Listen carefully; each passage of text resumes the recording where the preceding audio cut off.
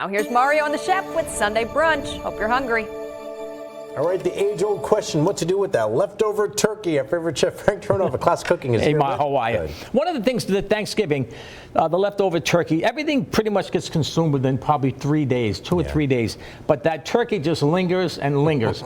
And one of the things, a lot of people, when they strip the turkey down and take the meat off, there's always a lot of meat hanging around from the bottom of the breast, underneath where the oyster is, as they call it. Then you have them around the wing arm. Yeah. So strip that off and get it into shreds. You don't really care. We're going to make a panini. Nice. Okay, so what we're going to do is we're going to start off with a little bit of tangy and a little bit of sweet. So we're going to start off with just a little bit of Dijon mustard. This is sourdough bread. And then after you get the sourdough bread on, we're going to put, this is the glue. Ooh. All right, this is Alpine Lace Swiss. It's really, really nice. It melts really, really well.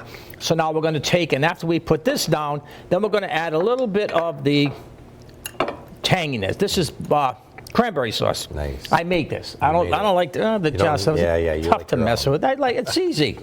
Then you want to put in a little bit of stuff. And now you want to build this sandwich, but you don't want to make it gigantic like you see some of these places make gigantic sandwiches. It doesn't make sense because half the time you eat it and everything comes flying out of it. Yeah. All right, so then once we get this, then we get the other piece of glue, as they say.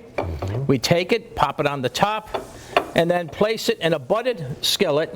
And then it's always a good idea to put a plate like this on it, and then put another plate like this on it. And that's how you get these nice grill marks, and also that's how you get the really crispy edges. Nice. And it really is delicious, Mario, because you're going to get a little tang from the mustard, and then the sweetness from the cranberry. Nice. It's got a nice crunch to it.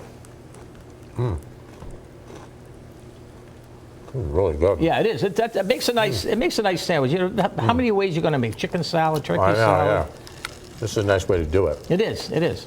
I like the mixture of the tangy and the... Yeah, it is. Now, if you don't like mustard, you can eliminate it, but... I love it. And what are we calling it? Turkey Panini. Must be on our website. Turn10.com. Oh, we'll see you next week. We'll be here.